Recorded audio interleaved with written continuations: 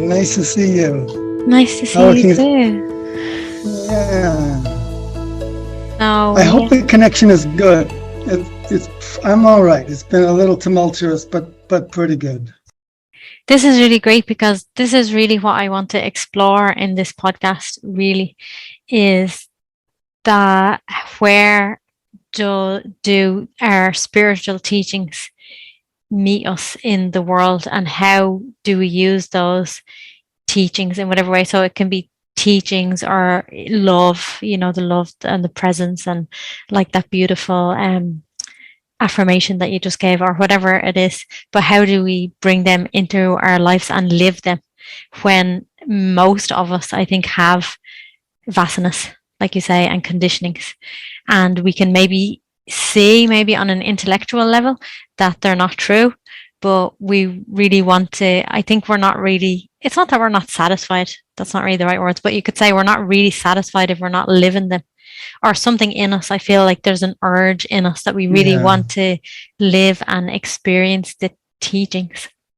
So that's really what I'd love to explore with you, and in whatever way you would like to share or look, or. Sure. I mean, it's just funny how my life ebbs and flows. Really high, beautiful meditation state, which gets higher and clearer every day. And at the same time, then the struggles with desire and, a little self-doubt. And then, last night in the middle of the night, I burst into tears for a few minutes because the pain was so strong, So this is like, I think you can't bypass the emotional stuff. You have to go through it. There's times when you can bypass it in a healthy way by using some kind of, jnana yoga, affirmation, understanding. Meditation is a way of bypassing, can be a very healthy thing.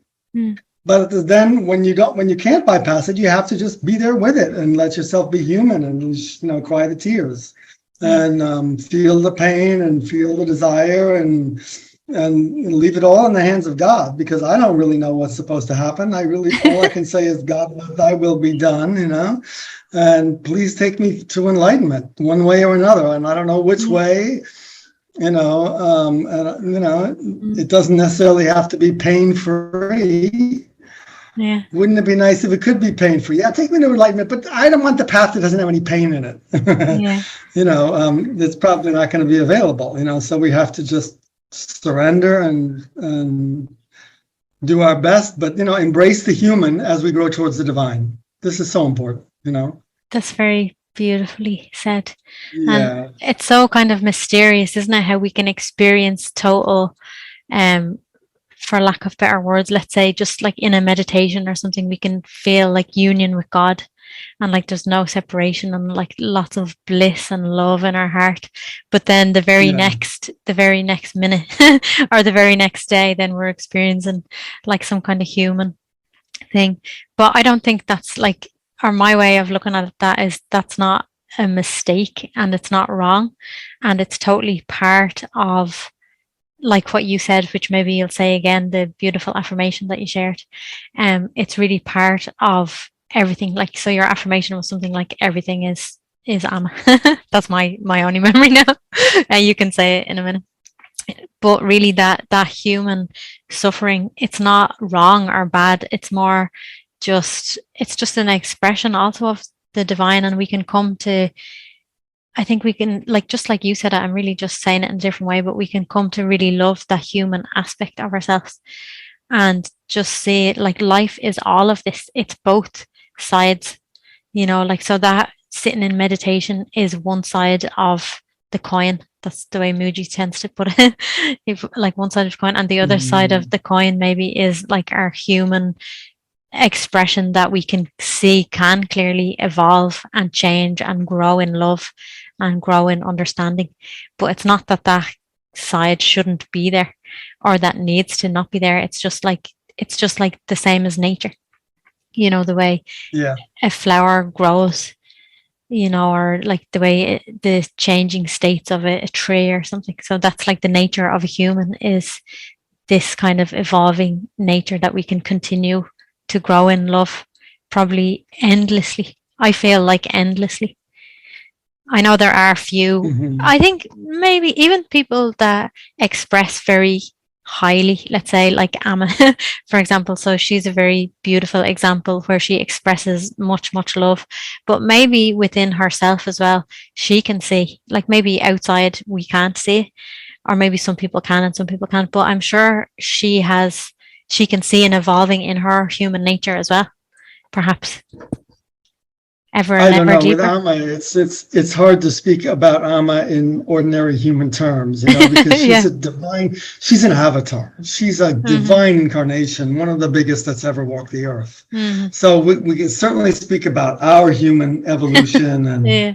and our process, but Amma is like, man, she's so superhuman Mm. that, she's really God incarnate. This is my experience of her. And so it's Mm. just like, I mean, I hesitate to speak of her in human terms because Hmm.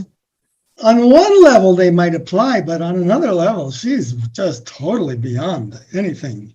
Mm. She's not an ordinary human being, so Mm. I can't speak of her going through any kind of evolutionary process. I mean, I don't think of her in that way because she's for me, she's the absolute perfection in a human disguise. Yeah. So there's no growth there Yeah. that I know of. It's just like perfection doesn't grow. It just is, she's the supreme being incarnate. It doesn't change, it's just pure love that continues to radiate endlessly, infinitely, forever, but it's always been that way. It's not something new. It's not changing and growing to express it in a bigger way, I don't think. No, I don't know. It's hard for me to say. I mean, some people are speaking of Amma. There's a story, and it may be true that the place where Amma's ashram is right now was, 2,000 years ago or 3,000 years ago was her ashram then. I don't know much about this story, but I think that Amma dug up a murti, a statue of the goddess from that time, 3,000 years ago, and said, "Oh, this is from the last ashram I had here." So who knows? I don't know. To what extent Amma is, a spiritual master incarnating, again and again, and each time becoming more of the fullness, or whether to me, Amma is the fullness absolute. I mean, it's funny. There's some talk about Amma being the reincarnation of Sri Ramakrishna. And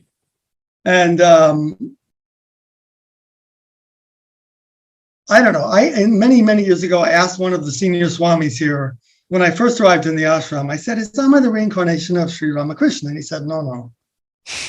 And I had to say that for me, I agreed with this, that for me, Amma is like Devi incarnate. Amma is God incarnate, not, the reincarnation of some other guru. That doesn't make sense to me. She's the fullness of God, Yeah. It's like a big deal, So, I mean, it's kind of funny. Sri Ramakrishna was obviously an amazing spiritual master. I love him dearly. I say his name every day.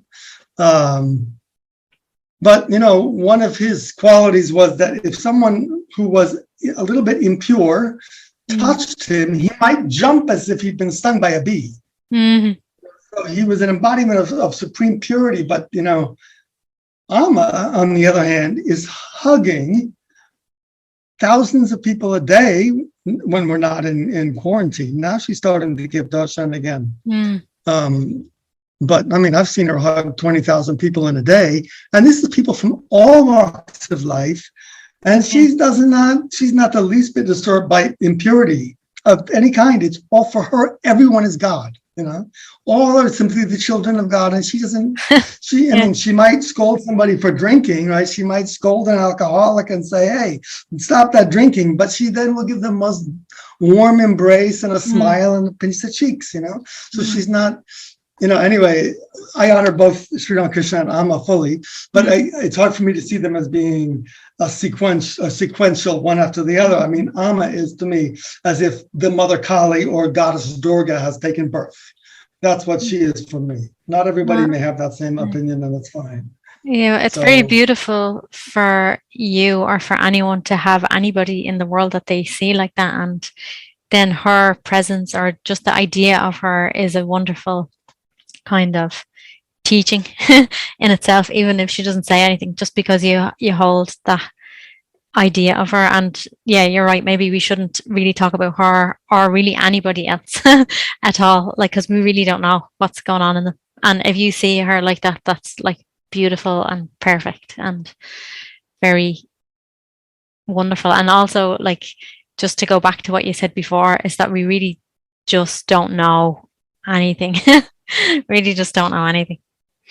But I know that she is also like, my experience with Amma is also like super powerful. So even to talk about her as a human is totally coming from a mind perspective, because yeah, like really it's better to just, for me, it's better to just say I don't know. And for you, like, it's like whatever is totally true for you is totally true for you.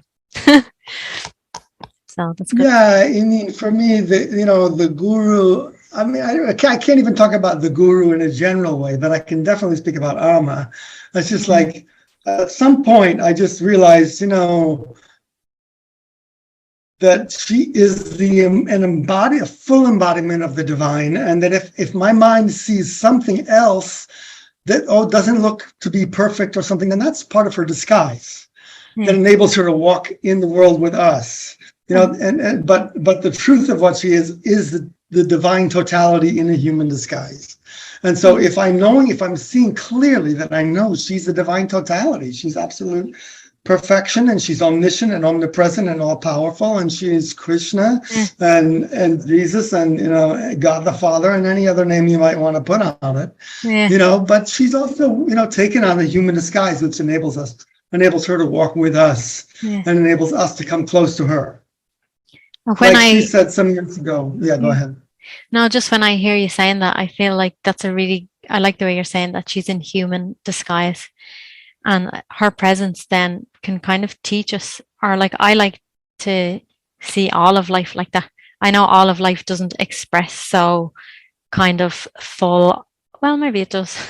It's all like through the filters of the mind, but all of life is really God in disguise. That's for sure. But we find it harder to, it's easy to look at someone like Amma that expresses like the way she expresses, full of love. Like, I'm sure you have a million more stories and seen a million more things than I have. But even with the very little that I have, it can be easy to see her as an incarnation of love. But the rest of life is where the challenge is. But it's also equally an incarnation of love, which is what she's here to teach us. And beings like her, that everything is God, or everything is that love, and that is their message. So when we see someone who is maybe expressing in a hateful way or something, can we look at them and say, this is also God in disguise? Yeah. And that's the great challenge. Yeah, that's the great opportunity. Yeah. And really bringing it back, rather, like, I'd prefer than talking about other people and all, because we really don't know, but to really bring her teaching, because I'm sure for you it's Amma, and maybe you talked about Ramakrishna. I think you let many teachings come into you, because I see you sharing on Facebook, and you share many wisdom quotes and everything from all different teachers, so you allow it in. I love all the gurus. I love all of them. But how does that then touch our lives? And like, when we have a challenge, how can we use those to really, I like to think of it as kind of clean our minds, because really it's our minds that are somehow like filtering what we see and say, this is good and this is bad, or this is of God and this is not of God. And clearly that's just a mind filter. So. Well, I can share with you an image that I work with every day. That really helps me. I mean, I have a lot of friends that have been, saying to me, how do we deal with this war in Ukraine? It's the most horrible thing. And how do we, is Amma saying anything about it? And how can I wrap my head around it? And sometimes I will be posting something like a quote from Robert Adams about how everything is perfect. And I'll get people complaining like, what is this baloney? Everything is perfect. What about the war? What about the suffering? You put that Robert Adams in Ukraine and let us see if he has to, is he still going to spout that nonsense, Mm-hmm. And so I explain what I do every day to take myself out of the realm of suffering and illusion and swallow up the whole world in God. I use a simple image. In Hinduism, God has two sides. One is Shiva and one is Shakti. Shiva, Shakti, they fit together. They're kind of like the yin and the yang of God, of consciousness. That they seem quite different, and yet they're actually indivisible parts of the whole. Shakti, this is usually, like the goddess, is, to me, this is my own understanding, is the author, producer, director, and projector of the entire cosmic movie. Whereas Shiva is the screen of pure consciousness on which the movie is shown. You have to have both Shiva and Shakti for the movie of life to appear. So Shakti, one of her qualities is omnipotence, and another is omniscience. So this means that she saw her creation from beginning to end in the very first moment. Her omniscient mind filmed the whole billion universe creation from the first moment in every detail. Whoosh, the omniscience of God is such a powerful concept. So in not everyone wants that concept. I will go into it, but there you have it. Shakti, the all-powerful creator, created this vast universal play basically out of nothing, out of pure consciousness, just because she wanted to have this outrageous creation. So she not just created it, she wrote it. She created, wrote it, and filmed it in the first moment. The whole thing, billions of universes from beginning to end, already filmed. And now she's playing the movie. She's projecting the movie by her infinite power for her own entertainment. And she's also playing every character in the movie. This is her great divine adventure, is, you could say, to divide herself into zillions separate souls, and then to evolve within all those souls, all the way from amoeba to God realized master. Each soul going through thousands and thousands, maybe millions of incarnations until they finally attain enlightenment. And she's witnessing every single lifetime of zillions of souls in all those universes, and she gets to enjoy all of it from within the whole drama, right, of life and birth and death and sex and all of it. And war and everything, right? And she's witnessing, experiencing all of it, and yet also she's the audience, watching the whole thing, ecstatic over her amazing movie. So, so she's enjoying the whole vast love story, and eventually, it's her within every single soul who will finally attain full God realization. So this is her fantastic play. So I start my morning meditation with just, very simple, well, who am I? And I just quickly say, you know what, I'm not Ram Dass. I'm not this person with a set of problems in a certain circumstance. That's not what I am. I'm not that little infinitesimal speck of color on the movie screen. I am Amma Parashakti, Amma Kali, the author, producer, director, and projector of the entire cosmic movie. My power is the one cause of the whole billion universe creation. My will is the one only factor in every single moment of the whole cosmic play. I wrote it, willed it, filmed it, and I'm playing every part in the whole movie perfectly, just the way I wrote it. My love for all beings is the great cosmic magnet by which all beings are evolving through numerous lifetimes and adventures into the supreme realization of the divine self. And I am the giver of that enlightenment. That self-realization, that merging in me. I am the giver of that enlightenment to every single soul in due course, according to my own sweet will, my intense divine love, and the script which I myself wrote from before time began. And I'm playing every part in the whole movie perfectly, just the way I wrote it. I'm doing every action and reaping the fruits of all actions, all the happiness, all the sorrow, all the pain, all the pleasure, all the pride, and all the shame in all the universes is my own. I'm taking birth as every animal. I'm having all the adventures and all the experiences in all the species. And I'm taking every human birth in all the nations and all the races throughout all time. And there's only me. I'm doing all of it, experiencing all of it, enjoying all of it. You know, and I within every single soul who will finally awaken to the divine. Yes. So yes, I'm pulling every trigger in the war. I'm giving all the orders to murder all the people and all the bombs. I'm giving all of those commands, and I'm also dying every death there.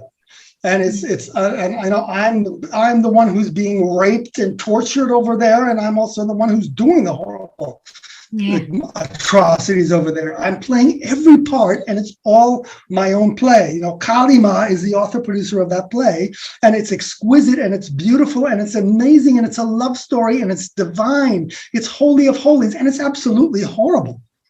It is a divine horror show, a tragic comedy war movie, and it's full of everything.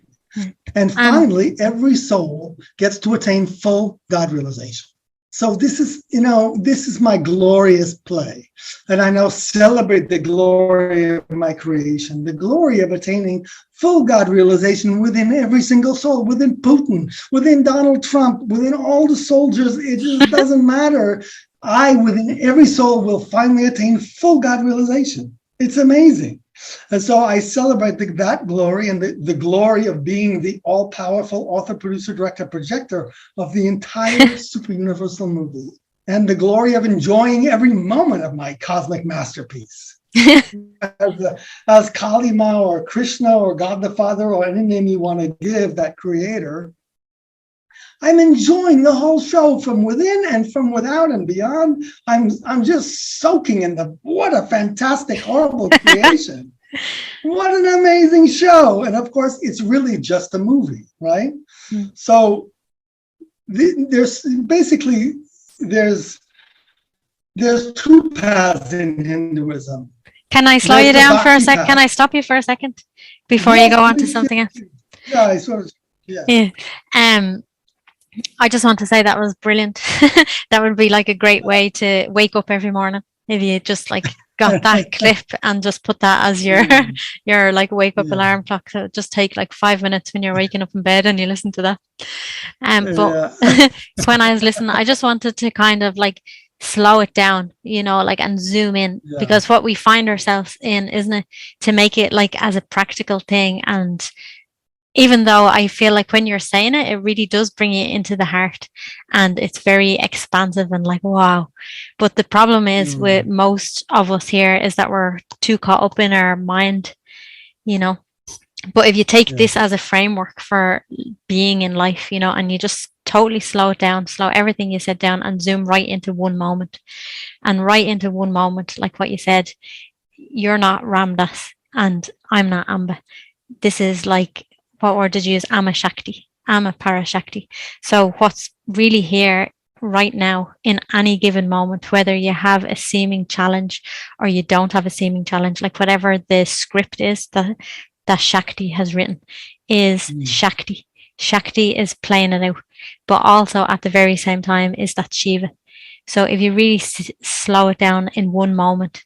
So another word for Shiva and Shakti that many people use in spirituality could be awareness and consciousness. And they're both also two aspects of the same thing. Of course, words never really do it justice, but awareness is totally removed in a way. It's not really removed from the world, but kind of is. And then consciousness is the whole play. And it's written, consciousness is Shakti. Everything there is Shakti, but they totally go together. They can't be divided. Shakti doesn't stand alone.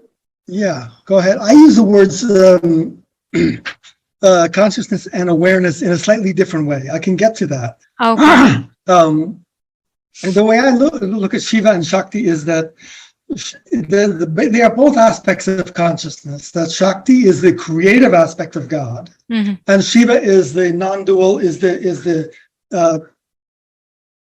pure consciousness that's changeless. That's the screen. That the screen is present within every iota of the movie, but is totally unaffected by it.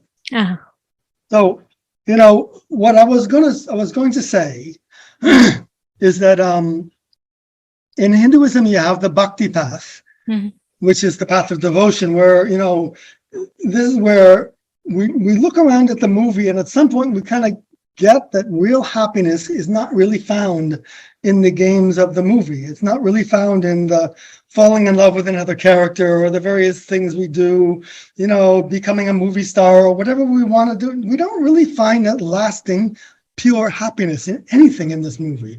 And eventually we kind of look up and we discover that the whole movie is being projected by this, by the projector. We discover God the Creator. Through some spiritual path or some experience or another, we discover God the Creator.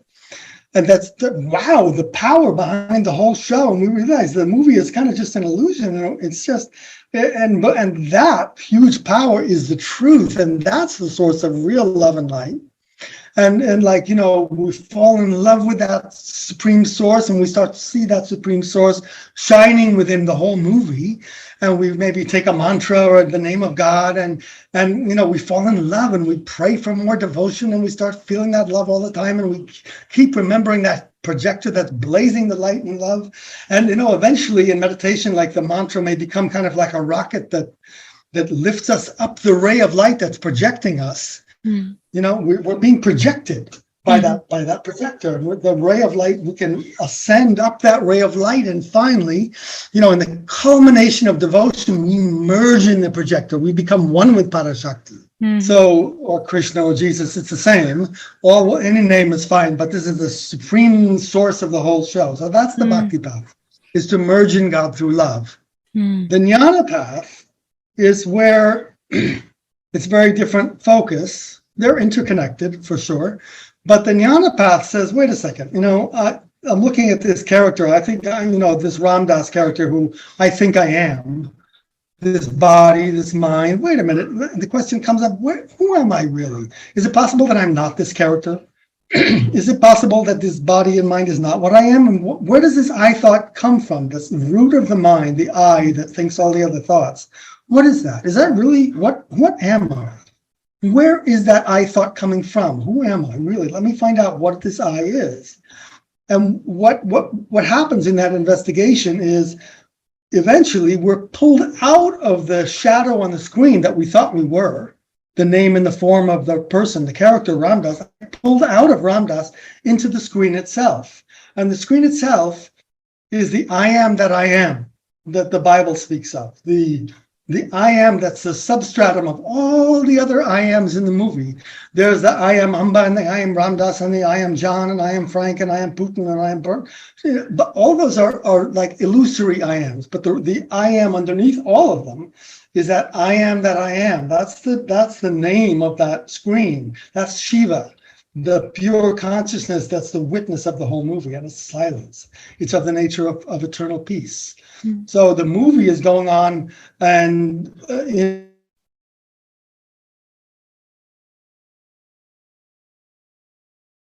and of course millions of characters are dying, and the war is going on, and bombs are going off, and in another universe atom bombs are going off all over the place, and the movie, the screen, is absolute peace. And when you know that you're not the character, then you can no longer suffer, because the screen doesn't suffer. All the suffering takes place due to the idea I am Ramdas, or I am Amba, I am that separate entity. Because, as long as you think you're a person, well, death can come at any moment. And not just death, but humiliation. You could be arrested and imprisoned and slandered, and you could lose all your money, and you could be evicted from your living situation and end up begging on the street. Maybe you even get leprosy, and then you get hit by a car, and anything can happen. It could happen to anybody. A bomb could fall on our head today, in this moment. Anything can happen. So suffering is, the idea I am a person is made of suffering. It's fearful, If I think I'm this person, boy, that's a flimsy idea. It's not going to give me peace. But if I discover that the I am within me actually doesn't belong to the person, but it belongs to the substratum, which is infinite and eternal and can never suffer and can never die, well, that's the end of suffering, isn't it? I am that I am. I am that which cannot suffer. I am the timeless, changeless, pure consciousness that is present within the whole movie, but is totally unaffected by it. So, you can turn the movie off and the screen is exactly the same. I am pure being. And you can turn the movie on and forest fires are burning and people are drowning in the screen. I am unaffected, timeless, peace, immortal peace, pure being. Now, if you continue to ask, okay, that's great, I've just ended all suffering, but who is saying this I am that I am? Is there something prior to the screen? Is there something that's prior to the I am, the divine I am? Who am I really? Who am I truly? What is this I? This investigation pulls you finally behind the movie screen. Now, behind the screen, there you have what I call pure awareness. The difference is in pure awareness, there is no I thought. There's no phenomena at all. The screen, the I am that I am, that's the root of all phenomena. Without it, Shiva says I am, Shakti says I am, and the whole creation is saying I am this, I am that, I am so and so. But that's so consciousness is encompassed within the thought I am. Behind the movie screen, the I thought disappears. There's nothing there, and because there's no I thought, there's no phenomena, there's no thinker, there's no other thought. Without the I thought, there is no perception is possible because there's no one to perceive. There is no creation because there's no one to perceive a creation. There is nothing but absolute peace, deepest kind of bliss, pure silence. And this is then infinitely expansive. And ultimately, truly, that supreme peace is what we all are. And really nothing but that has ever existed. That's the highest truth. We are all that supreme peace, and we have never, ever had any problem. We've never had anything to worry about. We have always been the absolute oneness, inseparable. It's the ultimate essence of what God is. That's what we are, and it's of the nature of divine peace, supreme bliss, divine silence, absolute oneness, and only that truly exists. However, that's what I was going to say. I was going to say, and that can be like it's like an intuitive knowing in the heart, like because it's very hard to say how we know that, but we do know it, and it is very possible to know and be connected with. And however, you said however, and the however was, it's like to not lose sight of that when the play is seemingly still playing out. Because the thing is, we do know it, and everybody knows it. Everybody knows that deep in the heart of their being. So some people think they know it. Some people are aware they know it. We're all aware on different levels, but we really all know it because we are it. However, bringing it into the conscious part, like what you said, I am that I am.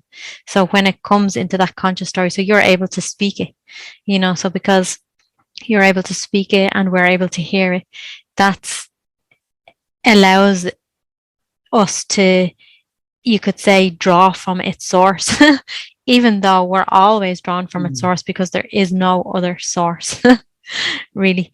But actually, I didn't think I was going to say this, but somehow now I'm going to say it.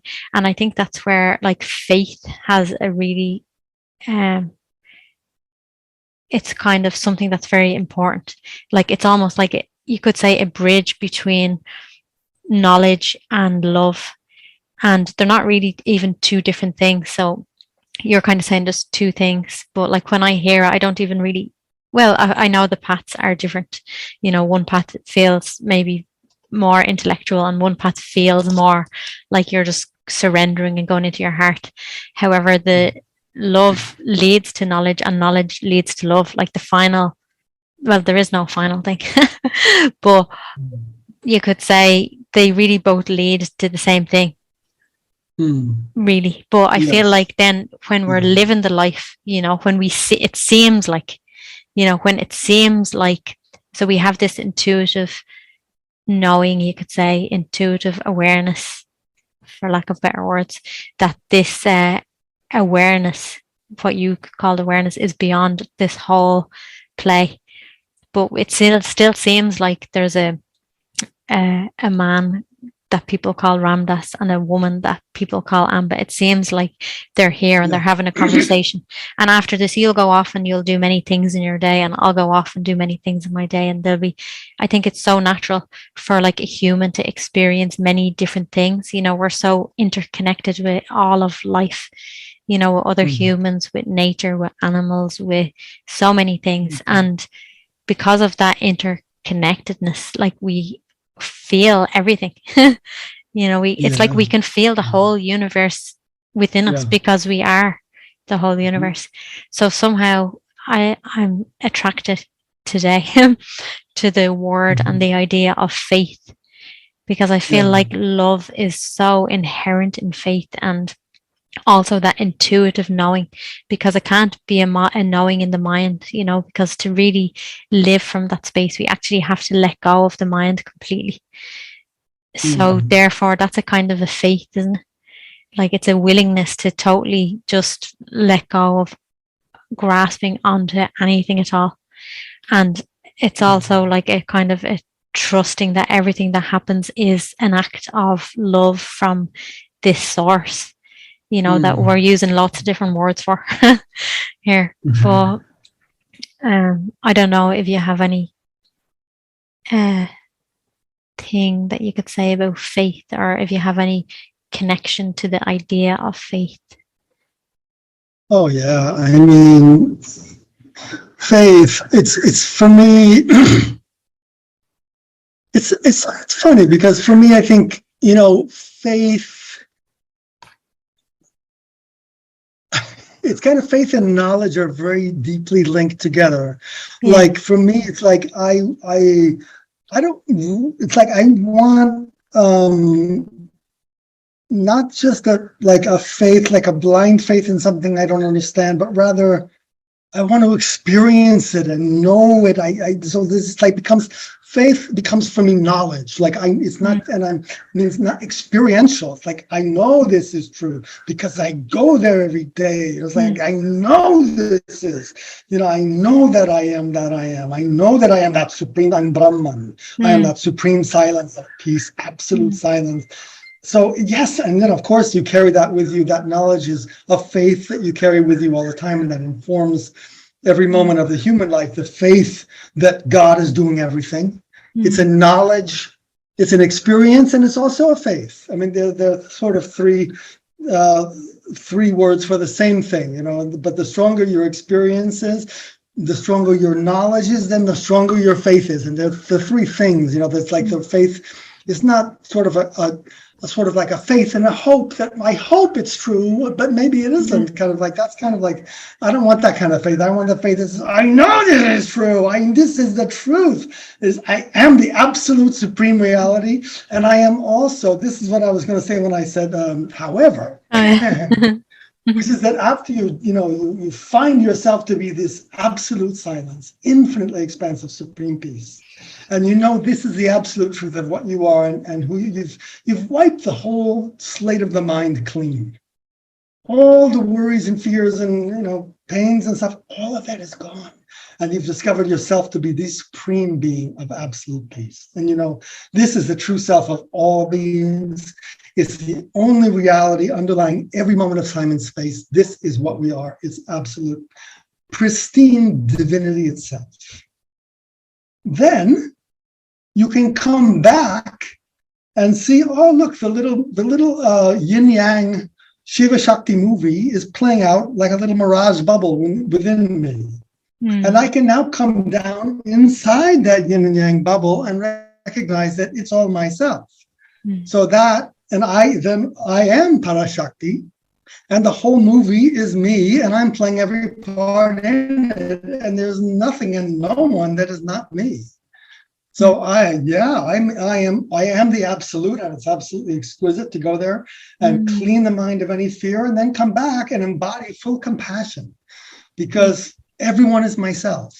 And, all the suffering in the world is my own self that's forgotten who she is. And I'm not possessing the knowledge of who I am. And I want to embrace everyone with this knowledge and go, oh my God, I see you're suffering so much. And although I wouldn't say it, I go, you don't have to suffer. You're the supreme reality. All you have to do is wake up. You're already the supreme being. But of course, I wouldn't walk around talking like that. But there's a way of embracing. There's another level that I work with in my meditation. I don't know that I want to go into it. It's kind of fun, but it's like, I'll do it just because here we are, right? It's fun. Okay. Okay. So the next step for me is to then pretend that Parashakti, Kalima, the projector of the movie is inside the toe bone of my right big toe. And Parashakti is projecting the movie of billions of universes onto my right big toenail. So now here I am looking down at the movie of billions of universes, and I see Shiva and Shakti and the movie playing out on my toenail, and I recognize, first of all, the movie is really just an illusion. I am the true self of all those beings. And what is my nature? It is supreme bliss. I am supreme peace. I am supreme compassion, supreme love. I am the form of all the gods. I am the form of all masters. I am supreme love. I am supreme compassion. I am Nirvana Nanda. I am the bliss of Nirvana. And the supreme unconditional mercy. And I'm looking down at the zillions of beings suffering in that little toenail movie. I'm going, gosh, you don't have to suffer and you don't have to change either. You don't have to become good in the movie. All you have to do is wake up and recognize your true self, who I am. And so I then, Amma has this meditation of showering white flowers of peace on all beings, like shower the whole planet with white flowers of peace. So what I do is, when in this state, I look down at the toenail movie and I shower white flowers of peace and complete forgiveness and complete compassion on all beings, inviting all to just awaken from the dream of that toenail movie and merge in me and be forever free. So this is and then I can kind of carry that bhava around with me. I was just inviting everybody to merge in God, to wake up. You don't have to, you can still be a murderer in the movie. It doesn't matter what you're doing in the movie, but the movie is not what you are. You are the supreme being, and it's of the nature of supreme peace right now. So to wake up in the infinity of our true being and just the supreme compassion of our true being, and to want to extend that with compassion and love to everybody, because we're all the same supreme self, and its nature is compassion and pure love and freedom and bliss. We are all the bliss of the Paramatma, but we're down here suffering with anxiety and like, I'm not good enough. No, wake up with the supreme peace, the supreme bliss. Come on, it's so easy. Yeah. So the few responses that are coming is like, when you were saying you're looking at your toenail and you're loving everything, like all the beings are down there. For me, like, I feel like I'm still working with different conditionings, that are arising within me. So I feel like I have to work with each thing as it comes, but from that level, so something might come and it might feel really like, it could be, let's say, a feeling of self-hate. A feeling of self-hate comes, and it might or might not be related to a story. But then to actually meet that self-hate with love, from that unconditional love place, like my true nature, so really allowing that feeling of self-hate, because that's part of the story, so that's like really, really bringing it into the story is by meeting every single part of the story. But for me, it's much more alive, when it's within me, and I feel like I have a mountain of things to work with. There were certain points in my life where I felt like, oh, all my conditioning is gone now, because I have experienced many months of completely no mind, nothing coming up. But then as life continues, like, it seems like, no, there's loads of stuff going on. So now there's more and more, and it kind of feels like, okay, maybe I'm never going to come to an end. but it's not me that's not coming to an end. It's just the story.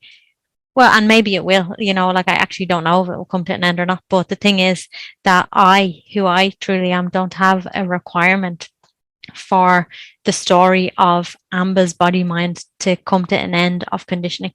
My job, you could say, or my joy actually is more accurate. My joy is to meet everything that comes up and to meet everything in that love.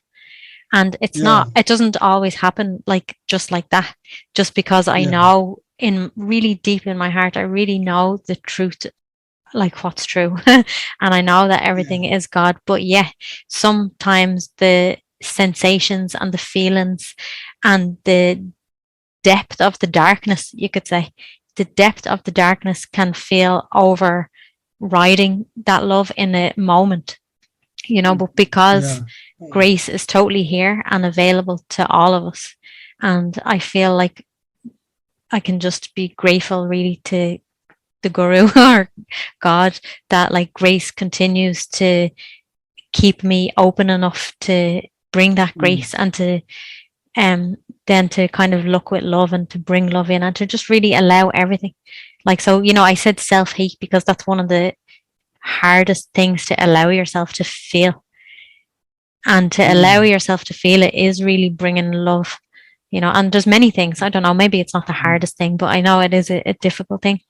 And of course, grief is a really difficult thing to allow ourselves to feel. And we can experience grief on loads of different levels, like the death of someone we love, or even when just people we love leave our lives, but also grief even for parts of ourselves. Parts of ourselves that, especially when we're recognizing that really they're not true and they're not going to survive. And there's something that really recognizes really deeply that this part of me isn't going to survive. Somehow a grief can come with that as well. And it can feel like a really deep grief, like something in us feels sad to let it go. It's almost like we've had as a small child, we have, kids have these dummies, that they suck. And when they get to a certain point, they kind of have to let it go because the parents maybe don't want a 5-year-old sucking a dummy anymore. And they're trying to encourage them to let it go. And maybe they also know that they look like a baby when they have it.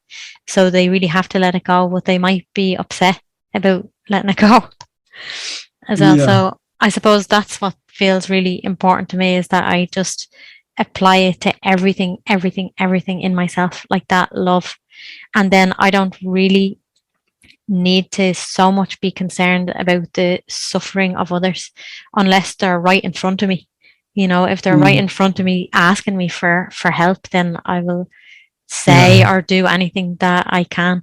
But I feel like I do see as well that the more loving I am towards myself, then I tend to just be more peaceful and not reactive when I'm meeting people in the world. So there's nothing for their hurts to bounce off. So if they have a potential to feel really hurt or anything like that, and they normally get into an argument with someone, they're not going to get into an argument with me because that's not alive in me. So already that's going to extend a type of non-suffering, at least in that moment.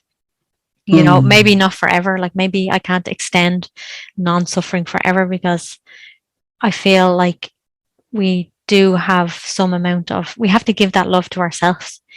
So there's amazing beings in the world that have come a million times, like Amma, and there's probably millions of different incarnations. But we're still here suffering, so they're extending love and love the whole time.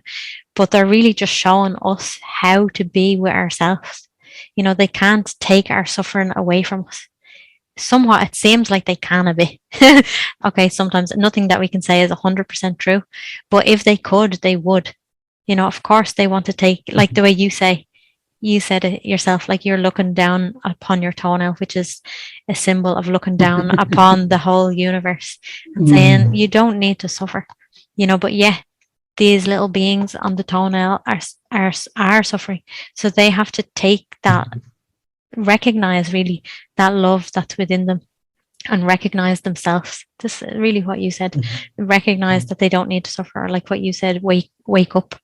And I think it's not a thing that happens like, okay, you just see it and then you're just awake and that's it. Whoa, kaboom. It's like it has to be moment by moment by Wouldn't that moment. be nice? Yeah. So it's just like in this moment, Yeah. I'm loving what's appearing. And that's it. In the next moment, I'm loving what's appearing. In the next moment, maybe I'm not for a second. Then it's like, okay, I recognize that well, even that's never even true that you're not loving what is, but just in a moment, it might seem like you get caught up in the suffering for a minute, but then by grace, you come back to choose to love what comes up. So really just moment by moment by moment. I feel That's like that's lovely. how it has to be. Like here, it has to be like that. And like maybe in 5 years' time, I'll express in a different way. But I feel like that's how it has to be, because somehow we're so conditioned to give our attention and our energy to all these stories in our minds that make us suffer, you know, and not just that sounds very simplistic, because it's much more complex and more detailed than that. Like there's so many filters in our mind, and the suffering and all is not very superficial. Like it does run deep in us. Like I don't think we should deny that, because if it didn't, we'd be out of it like that. And I know we have potential to be out of it like that. But somehow, because it does run quite deep, it does take some amount of effort or dedication, or like you say, I feel like it's really good to have like a devotion to, let's say, the source of love.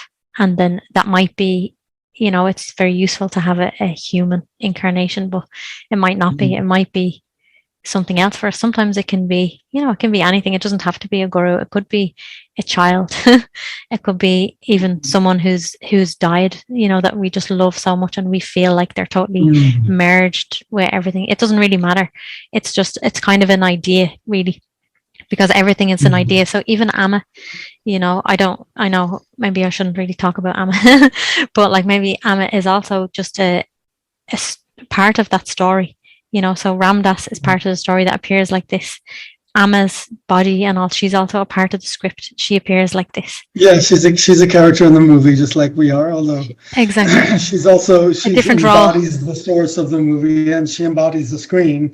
So she's Shiva and Shakti in a human disguise, you know. Exactly. We all are, right? We all are to some extent, but it's just kind of like the difference between, you know, an ordinary soul and an avatar. Wow, it's a big difference. Like, you know, we're coming to that recognition. The avatar is fully aware of being the projector of the whole show and being the substratum of the whole show, and is omnipresent within the movie, fully knowing the thoughts of all beings and loving all beings. I mean, that's the avatar state. The ordinary soul state is more like thinking I am this little separate entity and not really sure if there is a movie projector, or not being knowing anything about the movie screen and just being caught in that suffering of separateness. So it's a pretty big difference. But maybe it is there is a difference. But then also that script was written, like you said, in 1 second, from beginning to end, all the billions. So perhaps Ram Dass is an avatar in another point in time. You know, because you have the potential. I like the sound of that. Or whoever's listening to this, whatever their name is, not to like boost our egos. That's like against the point entirely. Absolutely. Oh boy! But the point is that by next week. The point. The point is just that we're all made of the same stuff. We're all made of the same stuff, but of course it plays out in different ways. And when we look upon the world, we see differences. But truly, there are no differences, really. What was another thing? Oh, yeah, 2 other things I wanted to say. One was just to go back to the thing about faith. A nice story that came to my mind was when we were in school, when I was younger, we used to play, I don't know what we called it, but it's kind of like a trust fall. Maybe they do it all over the world, you know. You don't look, and you know your friend is going to catch you behind, so you just allow yourself to fall, but they stand back that little bit further, so you actually feel like a little bit afraid for a second that you might actually fall and hit the ground. But usually, hopefully, almost always, your friend will catch you. But that's not the point. The point is that you're really falling back and you're allowing that you will be caught. So I feel like Yeah. faith is a little bit like that, you know, because it is connected, like you say, to knowledge, and that's what allows you to fall, you know. So to have the faith in God, to allow yourself to let go of the usual knowledge with our mind, let go of everything that we think we know, and live in faith. So to live in faith really means to live in God, like without the mind. And just that was a good image, like somehow that came. And then another thing that came, the last thing, just when you were talking about your toenail, it came to me. I had this dream last night, just when I woke up, and this kind of sounds weird, but like I could just see a few body parts unattached to a human. Like, so there was like a foot, maybe a foot and a leg, and there was a hand, and there was a few things, and they were in a line. And there was just this kind of overriding thought, like, aren't these an absolute miracle? And I was just real like, oh yeah. So somehow, I don't know, that just came like that, everything, like, so the toe, the hand, you know, like we're moving our hands like this and we're just taking it for granted, like we're moving everything, but actually everything is a miracle. It's like infused with, like you said, the script. It's infused with the essence of the one who wrote the script, everything. And we just kind of, we're not really thinking about it as a miracle or something. But I don't know, somehow that came to me. I don't know if it fits in with the conversation anywhere, but that's okay. Yeah. Well, lovely to talk with you. Very, very sweet to talk with you. Yeah. Yes, thank you so much. I really enjoyed speaking with you very much, and I love your enthusiasm and your life. You know, when something something comes through. It's really good. It's fun to talk. It's fun to share. Yeah. Thank you. So I wish you, and what's the word you use? Amma Parashakti. Everything is Amma Parashakti. Is that what you said? Would you share that again? That my initial the affirmation I've been working with is I'll do that a little bit longer version. I am Amma Para Brahman. I laugh at the idea of desire. I'm eternal union with Amma in infinite love, where no separation has ever occurred and no separation will ever occur. And also, I am Amma Para Brahman, the true self of all beings. I am eternal union with Amma in infinite love, where no separation has ever occurred and no separation will ever occur. Om Shanti Shanti Shanti. Om Shri Guru Yo Namaha Hari Om.